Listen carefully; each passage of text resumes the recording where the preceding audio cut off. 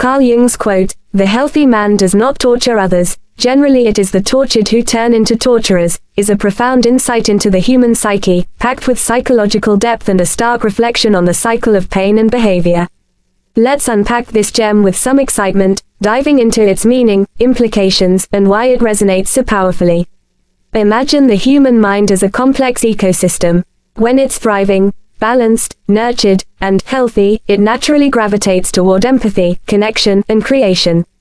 A healthy person, in Jung's view, is someone whose inner world is in harmony, free from unresolved wounds or festering resentment. They don't feel the need to dominate or harm others because their psyche isn't screaming for control or vengeance. They're like a well-tended garden, blooming with compassion and understanding. Now, flip the coin. The tortured soul is one weighed down by trauma, pain, or unprocessed suffering. Picture a pressure cooker with no release valve. Eventually, that pent-up energy has to go somewhere. Jung suggests that those who've been hurt, neglected, or abused often carry a shadow, a dark reservoir of pain. If left unhealed, this shadow can twist their perspective, making them more likely to project their anguish onto others. It's not just about physical torture. It's about any form of harm, emotional, psychological, or social. The bullied child who becomes a bully, the oppressed who later oppresses, these are the cycles Jung is pointing to. Why is this so gripping? Because it's a universal truth that hits hard. It's not just about villains in history or fiction, it's about us.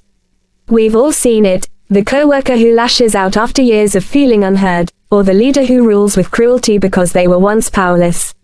Jung's insight forces us to look in the mirror and ask, what pain am I carrying, and how might it shape my actions?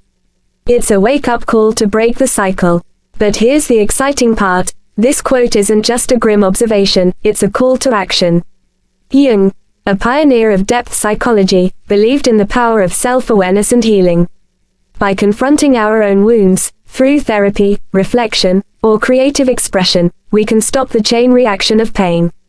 The tortured don't have to become torturers. That's where the hope lies. Every time someone chooses to heal, they're rewriting the script, turning a potential villain into a hero of their own story. Think of real-world examples. Consider how cycles of abuse can perpetuate in families, but also how one person's decision to seek help, through counseling or mindfulness, can end that cycle for future generations. Or look at history. Figures like Nelson Mandela, who endured immense suffering yet chose reconciliation over revenge, embody the triumph of the healthy psyche over the tortured one. Jung's words also spark curiosity about the collective. Societies scarred by war, oppression, or injustice can perpetuate harm if the wounds aren't addressed. But when communities prioritize healing, through truth commissions, art, or dialogue, they can transform pain into progress. It's like watching a phoenix rise from the ashes of trauma. In short, this quote is a psychological thriller in a single sentence.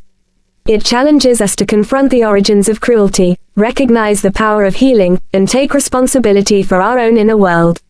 It's a reminder that we're not doomed to repeat the cycle of pain, we can choose to break it. So, let's get excited about that possibility. Heal the tortured within, and you might just change the world, one compassionate act at a time.